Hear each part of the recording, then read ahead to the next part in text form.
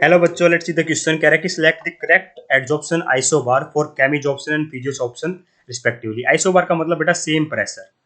Same pressure होगा बेटा, मतलब हमारा टेम्परेचर वेरी कर रहा है, ठीक है। एक्सटेंट ऑफ एडजॉर्प्शन के साथ टेम्परेचर वेरी कर रहा है, उसी का ग्राफ पूछा गया है, पर दो अलग अलग कंडीशंस के लिए, मतलब केमिजॉर्प्शन के लिए और फिजियोसॉर्प्शन के लिए। पहला केमिजॉर्प्शन बताना है, फिर फिजियोसॉर्प्शन बताना है, रिस्पेक्टिवली वर्ड यूज कर रखा है, ठीक है। और केमिजॉर्प्शन मतलब क्या होता है बेटा, जो इसको ऐसे बोल जिसमें इसमें बेटा जो फोर्स काम कर रहे होते हैं वो केमिकल बॉन्ड्स काम कर रहे होते हैं बेटा, ठीक है। ये स्ट्रॉन्गर होती है बेटा, ठीक है। और फिजिक्स ऑप्शन में बेटा मेरे वंडरबॉल फोर्सेज ऑफ अट्रैक्शन होते हैं, ठीक है। इस बात का ध्यान रखना है।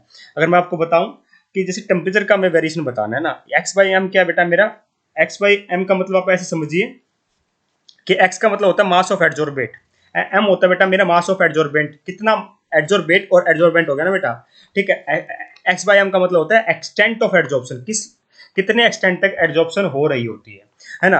अगर मैं बात करूं बेटा कि जो ऐसे हमें टेम्परेचर के बारे में बात करनी है, तो एडजॉर्प्शन बेटा कंबाइंड होता है by release of heat energy, है ना। हमें इतना पता है कि डेल्टा एच क्या होता है, नेगेटिव होता है, ये बात तो कंफर्म है बेटा। एडजॉर्प्शन एक एक्सोथर्मिक प्रोसेस है बेटा, ये बात तो कंफर्म है बेटा ना। डेल्टा एडजॉर्प्शन क्या बेटा, एक एक्सोथर्मिक प्रोसेस है, ठीक है। तो हमारा लीच एट्रिब्यूशन, और ये क्या होता है बेटा, एडजॉर्प्शन एक इक्विलिब्रियम पे रिएक्शन होती है, इस बात का ध्यान रखना। जैसे मान लीजिए जी प्लस एस से जी एस इस तरीके से दिखाया जाता है। जी इज द गैसेस मॉलिक्यूल्स बेटा, एस सरफेस हो गया, ठीक है। ये बेटा हमारा क्या होने के बाद, एडजॉर्प्शन होने के बाद इस तरीके से बन जाता है ना, ठीक है। एडजॉर्ब्ड गैसेस मॉलिक्यूल बोल सकते हैं इनको। तो रिएक्शन क्या होती है बेटा, इक्विलिब्रियम पे होती है। हमें पता है डेल्टा एच नेगेटिव होता है बेटा, हीट रिलीज हो रही होती है बेटा एडजॉर्प्शन होने पर। और जब डेल्टा एच नेगेटिव है बेटा, तो हमारा लीच एट्रिब्यूशन क्या कहता है बेटा, जब भी कोई रिएक्शन इक्विलिब्रियम पे होगी, अकॉर्डिंग टू लीच एट्रिब्यूशन बेटा टेम्परेचर बढ़ाएंगे तो रिएक्शन क्या जाएगी, बैकवर्ड जाएगी। रिएक्शन क्या जाएगी बेटा मेरी, बैकवर्ड जाएगी, है ना। तो एडजॉर्प्शन में केस में भी यही है बेटा। एक्सटेंट ऑफ एडजॉर्प्शन क्या होगा बेटा, टेम्परेचर बढ़ाने पर कम होना चाहिए, तो यही होता है बेटा स्पेसिफिकली फिजिकल एडजॉर्प्शन में, जिसमें वंडरबॉल फोर्सेज ऑफ अट्रैक्शन होते हैं। तो इसमें क्या होता है बेटा मेरा, एक्स बाय एम क्या एक्सटेंट ऑफ एडजॉर्प्शन, ये टेम्परेचर है, तो टेम्परेचर बढ़ाने पर रिएक्शन बैकवर्ड जाते हैं, मतलब इनवर्सली प्रोपोर्शनल होता है बेटा एक्सटेंट ऑफ एडजॉर्प्शन और टेम्परेचर, ठीक है। तो फिजिक्स ऑप्शन का ग्राफ बेटा दूसरे वाला है, ध्यान रखना, पहले वाला नहीं होगा। दोनों सेम तो बिल्कुल नहीं होंगे बेटा, अभी बता दूंगा क्यों, ठीक है। दोनों सेम लगा रखे हैं यहाँ पे भी। यहाँ देखिए बेटा, यहाँ इंक्रीज होता हुआ दिखाई दे रहा है, वैसे गलत हो गया, तो मतलब option number third perfectly correct होता हुआ दिखाई दे रहा है मुझे, ठीक है। अभी के लिए सेकंड और फोर्थ तो वैसे ही कट गए, है ना, इंक्रीज होता दिखाई दे रहा है यहाँ पे, है ना। तो ये तो वैसे ही इनकरेक्ट हो गया। फिजिकल एडजॉर्प्शन का ग्राफ तो बाद में आएगा ना बेटा, ये फिजिकल एडजॉर्प्शन का ग्राफ है, ये केमिकल एडजॉर्प्शन का है। अब चेक करते हैं मैंने इस पे क्यों क्रॉस किया है।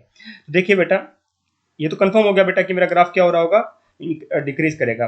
फिजिकल एडजॉर्प्शन केस में क्या होता है बेटा, मेरा एक्स बाई एम डिक्रीज करता है विद इंक्रीज ऑफ टेम्परेचर। फिर इन केस ऑफ केमिज ऑप्शन में क्या होता है बेटा, इनिशियली थोड़ा सा इंक्रीज होता है, वहां स्ट्रोंगर फोर्सेस ऑफ अट्रैक्शन होते हैं बेटा, ठीक है।